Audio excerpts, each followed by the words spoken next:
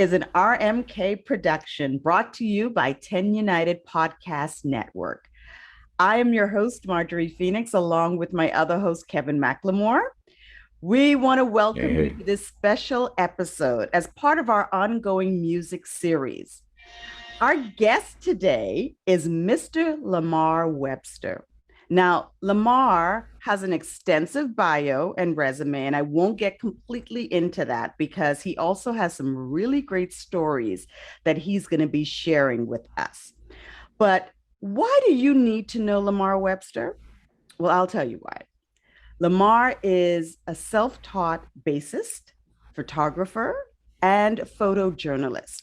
He's a creative and an artist, and he grew up in Dayton, Ohio. And as a teenager, he found himself immersed in the local Dayton music scene by becoming a bassist with a local band called the Dayton Monticellos.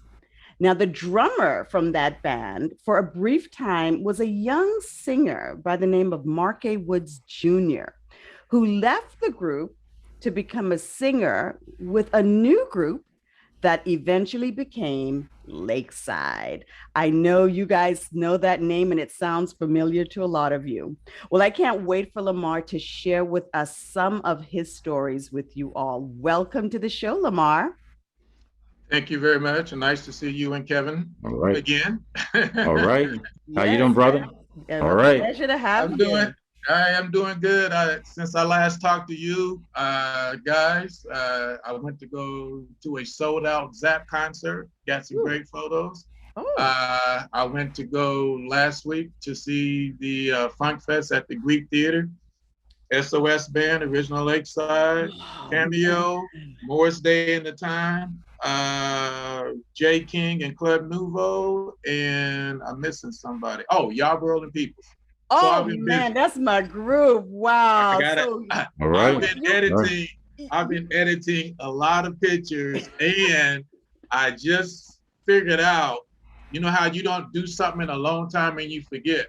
So I hadn't been to Instagram in a few weeks. So I was like, I forgot how to load photos up in Instagram because there's a 3-step process. You have to, if you do it not from your phone, from your computer, you have to do a 1, 2, 3-step process in order to be able to load up photos to Instagram. Oh, I just loaded. Know that. Okay. Yes. Everybody kept telling me, just do it from your phone. They were like, hey, look, all the pictures that I shoot, they can't get on my phone. So I had to learn. Post to Instagram from your laptop or desktop, and I figured it out. So I just did that. I just did that last night, and so anyway, I'm pretty excited because I got some people are, they're asking me about my pictures and stuff, and I'm ready to get creative, and I got some things in the work that I'm going to get printed up and be able to offer folks. Nice. And I'm going to do. I told you guys about a book before. That's on the wayside. The photography, the concert photography book. That's first. Oh, listen, we're going to talk about all of that, honestly. Yeah. And I can't wait to go on your Instagram to look at some of those photos because I know they're going to be fabulous. But I want you to tell the audience a little bit about your background and, where your love of music came from. Okay. It had to come from my parents. My mom, I found out later when I was probably like around, I don't know when my dad got my mom a piano, but when we used to go down to Columbia, Tennessee, there was a piano there at my mom's house, at her parents' house. Both of my parents are from Columbia, Tennessee. So we used to go down there in the summers when I was younger. So there was a piano there. So that was probably the first time I saw a piano and thought about playing it. But my mom could play, and as well as a couple of my cousins. So eventually my sister had like a little toy keyboard, a little toy piano. And so I learned how to play that. And then she had a little toy organ. I learned how to sort of move around that. And then eventually my dad brought my mom an old upright piano, and we had it in our basement when we moved to Westwood on Huron Avenue, which Kevin knows where that was at. Because we used to live at another place before. Yep. We moved there I'm gonna tell you exactly when we moved there, January of 1963. We moved from Matheson Avenue which was across the street from the Oak Ridge Car Wash to over in Huron. Yep. And when we got to Huron, Right. that's where I got exposed to the music community. My dad had a fantastic jazz album collection.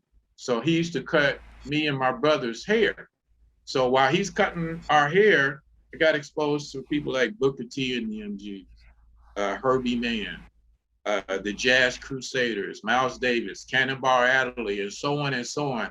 So of course, some of the straight ahead guys like Miles Davis, that was a little bit too heavy for me as a kid to absorb. But people like Cannonball Adderley and Stanley Turrentine and other people like that, they had what I call like little dance songs where, okay, I can sort of follow that. That's sort of nice. So I learned how to play some of those songs as when I finally got a guitar. But my dad also had a fantastic 45 collection. So he had a lot of I'm going to say around 1964, he called us one day and said, hey, Lamar, you guys come downstairs. The Beatles is going to come on there. So I'm like, who's the Beatles? I only want to come down there when black groups are on there, like the Supreme Temptations and the Four Tops. So I'm like, James Brown. So I'm like, who's the Beatles? You know, so we all come downstairs, you know, and I remember we all was looking, and that's when I saw the Beatles. And, you know, they did their thing. I Want to Hold Your Hand and whatever other song they did. And that's when I said, all the girls screaming and everything. And I was like, wow, this music thing could be something. So that's how I got introduced to music from that aspect, as far as being a performer and trying to better myself in order to be a performer. Now, of course, years later, you had the Jackson 5, and the Silvers, and then the 5 Stairstep.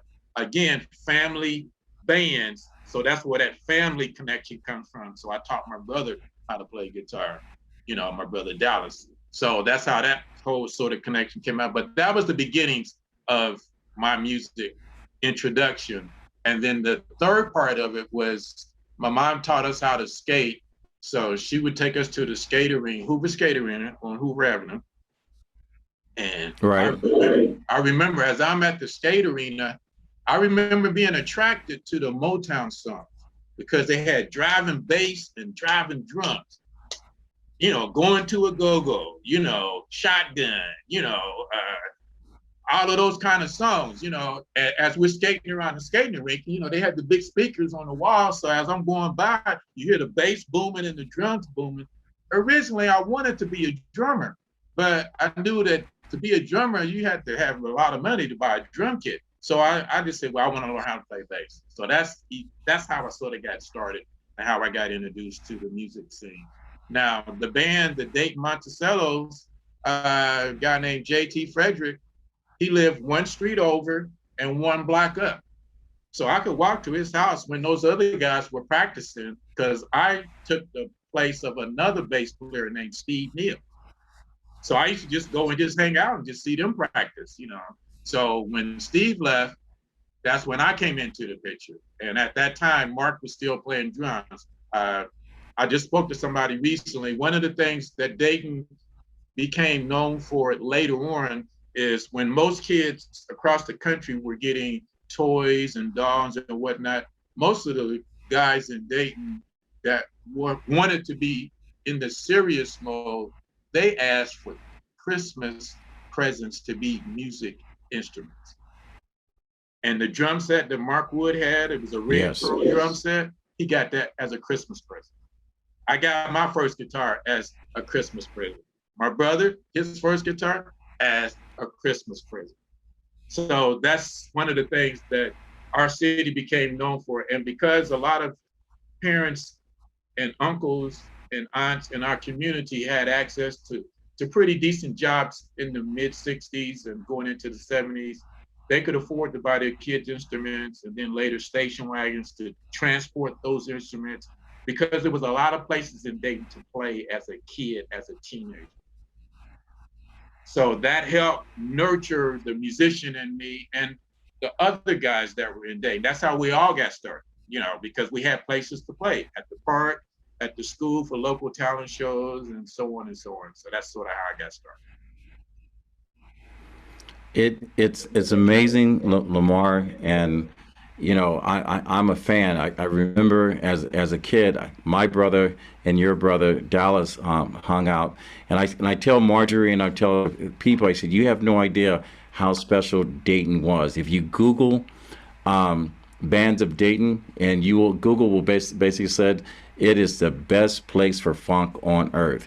You had groups like Lakeside, you had Zap, you had Roger Troutman, you had Fazo, you had Heat Wave, and you had Sun. And it was literally, you talked about going up to every Friday night, going to Hoover. It was the Friday night football games. I can literally, I imagine it's right now. The 710 Shoop. I used to look over to the Evans house, and the garage door would open up, and Ohio players, those guys were playing. I would walk down to the Shelby's and Lakeside, walk over a couple blocks later, and then another group. And like you said, in order to get a girl, there were only two things that you could do. If you couldn't sing, couldn't play an instrument, you had to be able to run fast and play a sport, because that's the only time girls played around with you. Um, Give us an idea, the demographics and the stories on how all of these groups came to be, and what are your connections to all of these groups? Because I know at some point you have laid hands in every single group, either be it relationship or being music wise.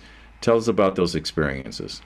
Okay, so I'll start out with the closest connection group is, they're now called the original Lakeside. When they left Dayton, they were known as the Ohio, well, they were still known as Lakeside, but when they got to LA, because of billing purposes and because they were not from LA, a couple of promoters said, well, why don't y'all call yourself the Ohio Lakeside Express? That way folks know y'all not from here, which worked to their advantage. Okay, so I lived on the 900 block of Huron Avenue.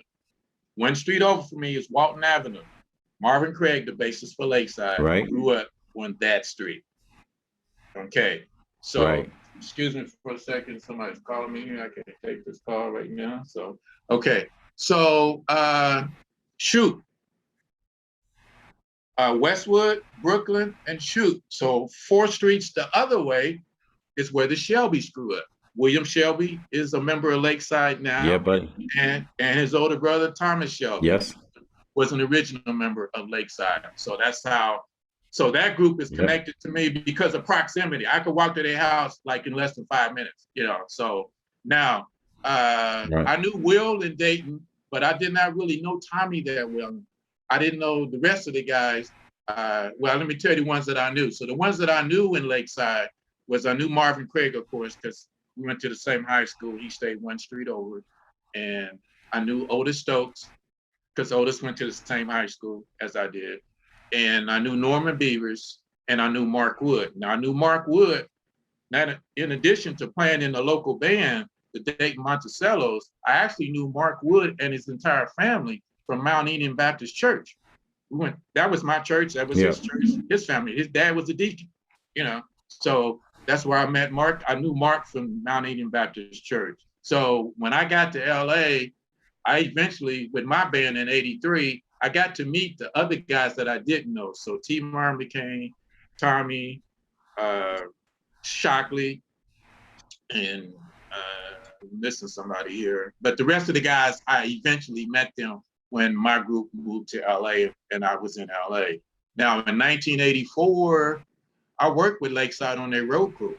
Bobby Owens and Mike Shockley called me and said, hey man, we got a position, we need a guitar tech and a keyboard guy. And so that's how I became closely assimilated with, I worked with them. My first gig with them was at the Grambling State Homecoming, probably in October of 1984.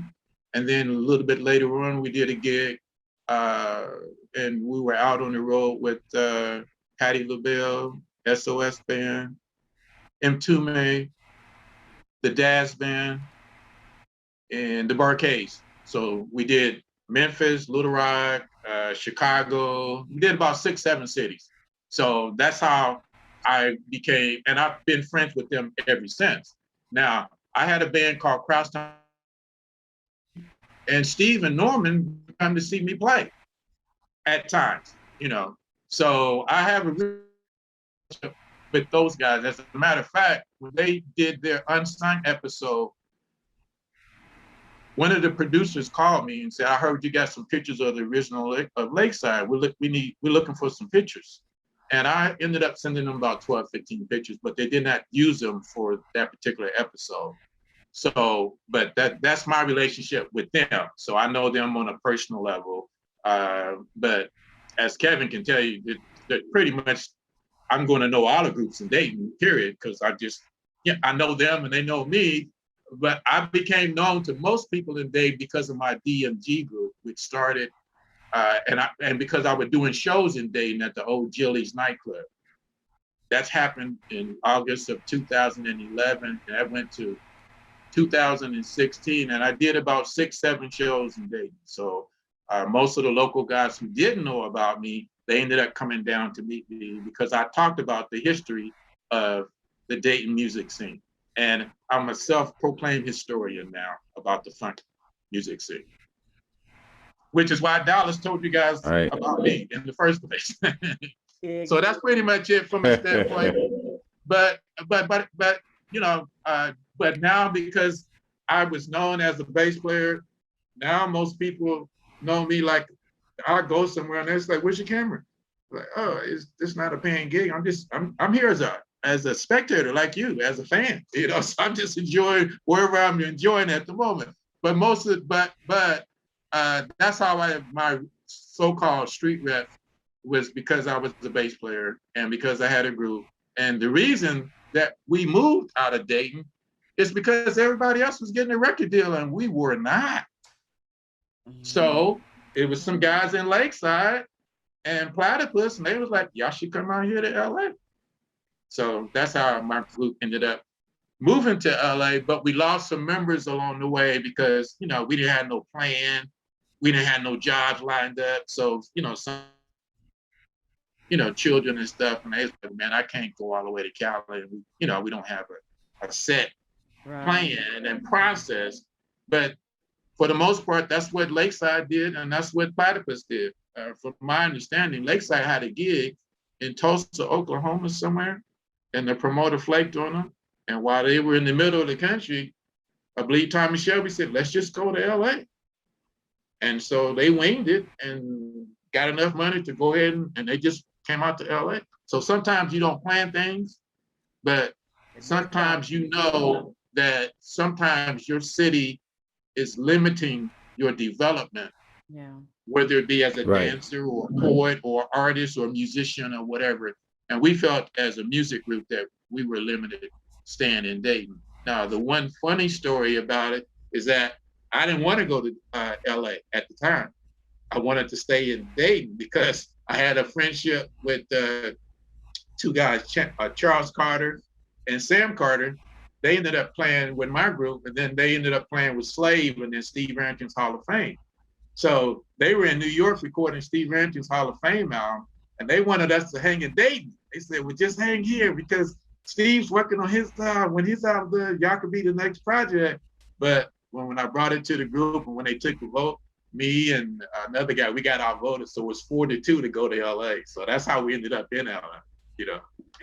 Well, Lamar, explain to the audience the contribution that the Dayton music bands and that scene really brought to the music industry, because I don't think, I learned a lot through the conversations with you, and I'm sure there's a lot of people out there that don't understand, the contribution those Dayton bands really brought to the music industry. Okay. The first thing I just recently found out, Kevin, I don't know if you remember this, but there used to be a club on the east end of Dayton called the Diamond Club. It was off of Killen Street. Okay.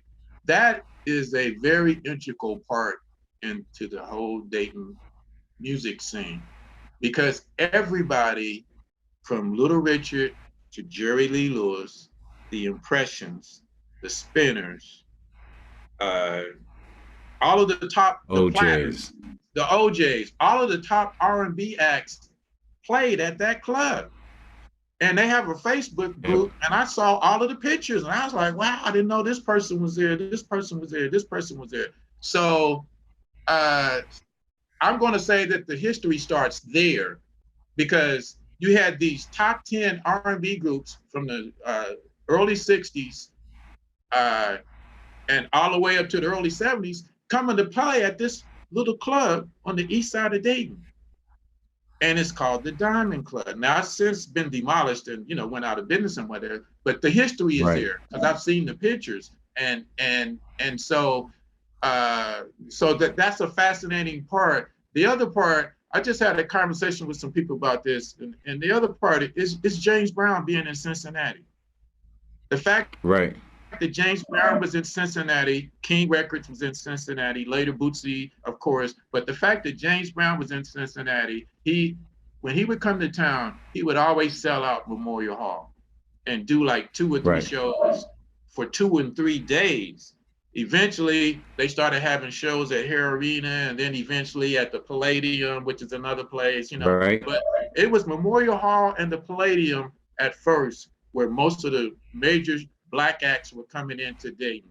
And at the Palladium, you had just about the creme de la creme of everybody in Motown and any other group. So the Tim Crees, the Delphonics, the Five Stair Steps, Curtis Mayfield and the Impressions, they all would come to the Palladium. And that was just a focal point, especially as a musician. You would want to go and see those acts when they come in town. And then when we got old enough, then we tried to imitate those acts, similar to the things that happened in the Five Heartbeats. We would try to imitate the moves and the steps and the clothes and the whole nine. Now, one of the very important things for the Dayton scenario that was not in LA was this. A lot of the Dayton groups had what you call MCs. An MC is a person that entertains the group, introduces the group, and they might do a little bit of comedy, and they might bring on more than one group. Lakeside had a guy named Johnny Boatwright. He was their MC. He went to LA with them. I remember Boatwright. LA with them. Yeah, buddy. MC, and he turned it into a comedy act. And he tried to make it as a comedian, and when he couldn't make it happen as a comedian, then he came back home. But he left LA as the MC. I found out years later that when the Four Corners, which was a mixture of the old Bad Bunch group, when they left to go to LA, Otis Stokes, who's the member of Lakeside now, he was already out there at the time when they needed another singer. Otis Stokes was the MC for the Four Corners. So he would introduce them, and he would sing a couple of songs and then bring. So one of the things that Dayton had that other cities did not have is you had MCs. And I'm trying to get a list of all the MCs because I want to put that into my book, because that was part of the Dayton music scene. So one of the things that I discovered is trying to find out the name of James Brown's valet guy who would come out and bring his cape. Not Bobby Bird, but it was another guy. He would come out and bring his cape and put the cape on James Brown. That guy was James Brown's MC. So he would bring on James Brown. That MC part, that filtered down into the local Dayton community, which is why most of the big groups, talking about the Bad Bunch, I'm talking about Huntsy and the Entertainers, the Moroccos, the Dayton Imperials, and so on and so on. Most of your groups had their own MC to bring them on. And that's a very important component of the Dayton local scene, that not only did you have a group, but you had an MC to bring you on. And some of the MCs, they worked for like 2 or 3 groups, So that was a key part of the local Dayton Dayton music scene, the fact that you had a local MC to introduce you. Now, if you were talented enough, then you could do a song. I don't know, Kevin, I never saw Huntsy and the Entertainers, but I heard that Will Shelby at 19 years old, they would have a little spot. They called him I forgot what they called him, Little Naughty or something like that. Naughty.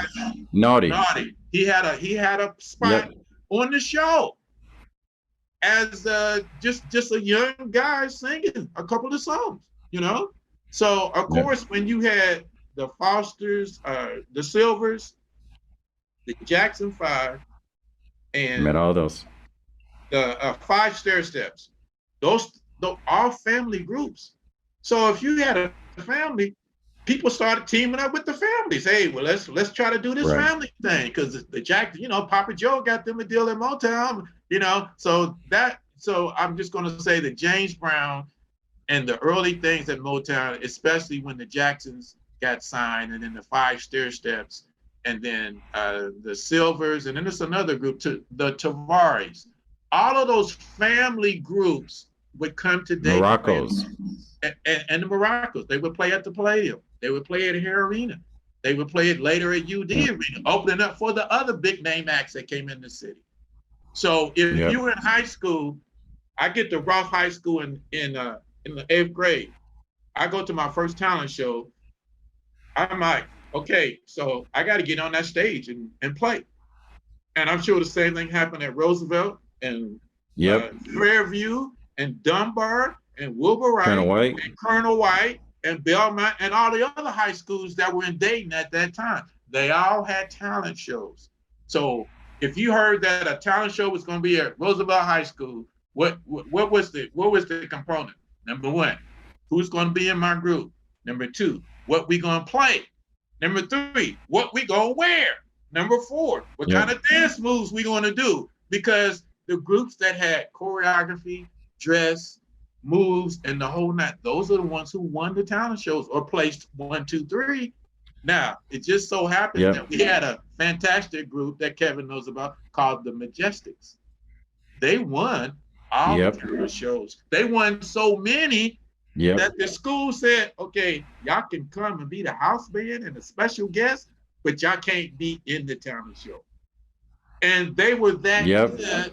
They were so good that the Ohio players used them as we call them the minor league guys or their farm team, because 3 guys from the overnight, the Majestics, and then they became the overnight low. They ended up being with the Ohio players. That's James Diamond Williams on drums. He was the Majestics original drummer.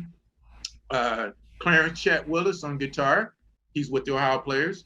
And then you had Marvin Pierce. He's a horn man that plays with the Ohio players. All 3 of those guys used to be in this local group called the Majestics. And so the players, okay, so I'm going to say James Brown was the starting point that everybody looked to as far as musicianship, how to run a crack band, what to do, how to look nice and do whatever. And then right underneath James Brown is the Ohio players, because they were in town. Right. And they were gigging and they were doing stuff, and they were hiring local guys to be on their road crew and to help them out and go on the road and sell their t-shirts and whatever. So it's James Brown first, and then it's the Ohio players, because we could visually see them. And when they struggled a little bit, but in 1971, when they released Pain, that's when they got a little bit of a national buzz. 1972, they released Pleasure. When they released Pleasure on Pleasure album, they had Funky Worm. That ended up being their first #1 hit. And that's when people started saying, who's these Ohio players guys? Well, what's going on with them? And so then in 1973, they had their Ecstasy album. And then in 1974, they left Westbound, who were their label mates at Westbound was George Clinton and Funkadelic. They were on Westbound out of Detroit also. So when the players decided to make the move to Mercury, a lot of people don't understand about the business. Like, if you got a record deal and then you end up signing a Steve Arrington to sing lead in your group, or you bring in a Junie Morrison to play keys in your group, they're not part of that record deal, because the group already had a deal. They're a sideman. Right. Okay. So when the players got ready to leave to go to Mercury, the people at Westbound knew how talented Junie was. So they said, hey, if you stay with us, we'll give you a solo deal. So that's why Junie stayed with Westbound, because he got a solo contract. And because he was talented enough to play all the instruments, he played all the instruments on his album. He produced them. He did like a Prince kind of thing before we even heard about Prince.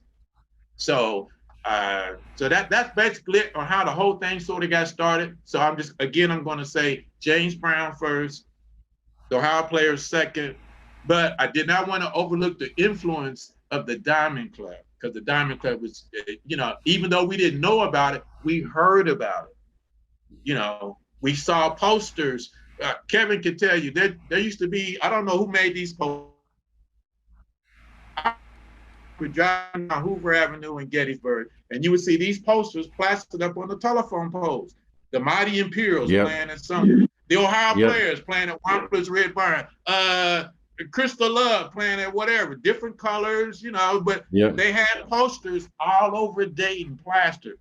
They had gigs at the Union Hall, off of 3rd Street, Wampler's Red Barn, the Palladium, and different dinner dances in high schools and whatnot. So the one thing that Dayton had that I really thought that they don't have now is that if you had a teenage band and you wanted to manage a teenage band, you had places to showcase that band.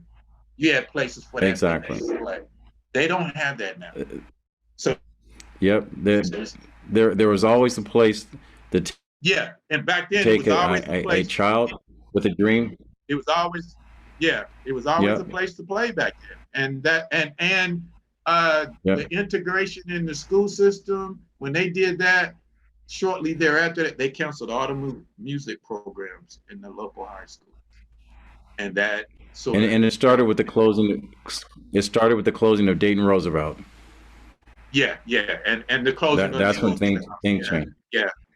And then they started closing the schools down. So, but back in the mid 60s and the late 60s and going into the early 70s, it was the city itself was vibrant because, number one, not only could you play around town, and you saw the Ohio Players when they put their albums out and whatnot, you saw them driving around in their Porsches and their Ferraris and whatnot, but also Dayton had a couple of local TV shows where you could see bands like London Fog and the Continental. The first time I saw Roger the Human Body, it was on a local TV show on Saturdays. He was 12 years old playing that guitar. So it was a combination of what you see and what physically could happen.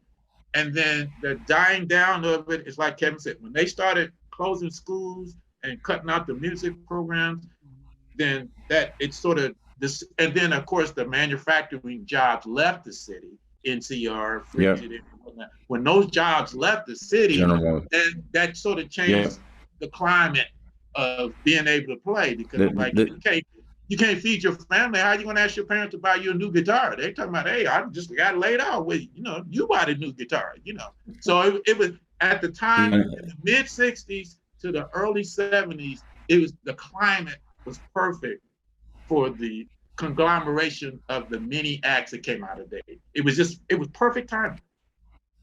The economics was there, and the opportunities were there, and everything was just perfect for for all of those groups to come out at that time. And you're exactly right. The other thing that was in play is that local media support. We had our black radio. Kirk Logan, WDAO, Soul Radio would promote and play bands, talk about where they're coming from, and they knew each other intimately. The barbershops. And if you look at the 5 Heartbeats and the way that movie played out and the way Cooley High played, that was Dayton. That was us in every aspect. Sun up to sundown, sitting at the street corners, singing, getting 5-part harmony. I'm going to tell you, it takes me back. Also, Dream Girls. I want to ask you a question. Dream Girls was Dream Girls. Yep. Exactly, too. All of the 3 of those movies, that pretty much is the Dayton experience. Yeah. Yep. Yeah, go ahead. So you know what it's like to get up the first thing. I said, you know what it's like the first time to get up on stage, and you go from the garage, the basement, to all of a sudden, you're actually playing. Are you on key? Are you going to do this? Is she looking at me? How's that feel? Let me tell you something that I just conveniently forgot about. My brother played in a group called the Mixed Emotions, and I'm going to find the picture. There's a picture. I don't know if he's in the picture, but it's a group called the Mixed Emotions. It's with Mark Brown, Julia Gilbert, and this guy named Michael Wood. They were the singers. Dallas played guitar in that unit, along with a guy named Kevin Harbert, who stayed on the same street. Mark Brown stayed on the same street, okay? And Aaron Carpenter stayed on the same street. They all grew up on my street, Huron Avenue. Though they had a band called the Mixed Emotions, and they played at Roth High School when Mark was 12 years old, and they opened up for the Delphonics. My brother Dallas, I forgot he was in the group. He said, yeah, he said, I remember when we did that show. So in answer to your question though, Kevin, it's hard for me to explain. The first show that I did, I was so excited. We played at, remember the Wesley Center had a teenage club? Wesley Center on 3rd Street had a teenage club where you could buy sodas and they had bands playing in there. So my first gig was with the Dayton Monticellos. Bobby Orange, by the way, took Mark Wood's place when he left. Bobby Orange came in, and he was the drummer. So our first gig was at that teen club in Wesley Center. And, you know, it was a nice gig. You know, my dad and my uncle was there. And, you know, it was a cool little gig. And I just remember playing. And I remember some guy came in there and he wanted to sing. So he tried to gangster the mic from the MC guy. And they got in a fight right on stage. So I was looking, but I kept playing. And my uncle came in, he said, step back. Because I'm thinking in my mind, the show must go on. I'm still playing. And these guys are fighting on the stage before security came and got rid of the little guy, you know. But my uncle, but everybody else stopped. I think Cornelius Woodall was playing guitar. They stopped playing and they booked away because the fight was happening right on stage. But that was my first gig. Now the fight takes away from what I remember from the other part of the gig, you know. But it's just I would just say this. The very first time that I really knew that this, besides looking at the Beatles on TV on Ed Sullivan, it was like when my dad would have his Masonic buddies and bowling buddies over, and he told my brother, he said, Lamar, you in Dallas, get your guitars and come and play for my buddies. And we would play in the living room, and you know, we get a little applause and stuff. But they was like, man, your boys are really good. And that's when I first knew, like, we might have something here. You know, we might not be like the Jackson 5, but we got something. So that was just the beginnings of trying to get better and, of course, do a lot of practicing and just try to learn your craft. But that was the beginnings of it. That's how it got started for me. Wow, amazing, amazing stories you have. Listen, we could spend all night talking to you. Well, we're going to have you back because we want to talk some more about your photography, about the book that you're getting ready to release, and just, you know, and find out more about your life. It's really interesting, Lamar. We just want to thank you so much for coming on because, and I have to bring up your brother Dallas. You know, it was a great segue that you mentioned him because him and his band Top Secret will be performing in our virtual concert on Sunday, October the 3rd. And we are looking forward to that. So some of the bands and some of the music you were mentioning earlier, that's some of the songs that they're going to be playing in their band. So yeah, so listen, when you guys tune in, you just better be ready because you're going to have a great time. This is going to be awesome. And I'll be going back for that show too. I just got my ticket, so I'll be there. Oh, nice. All right. Yes, it's going to be great. So we want you guys to join us. We'll make sure and put the link to register for that concert in the show notes and here below. But thank you, Lamar, for joining us tonight. And listen, guys, you know, we covered a lot of information. I know there's a lot of great stories Lamar shared. Be back to hear more of this. If you enjoyed this interview, we invite you to share this with your friends and your followers and your family. And if you don't want to miss another episode of One Queen, Two Kings, or Talking with Kevin and Son, Storytime and Wine, BFF, Black 40 and Fabulous, you want to subscribe to our YouTube channel. You want to follow us on Facebook and Instagram at RMK Productions and Network. And that way you will not miss out. So until next time, be the change you want to see in the world. We're out. All right. All right. See you guys.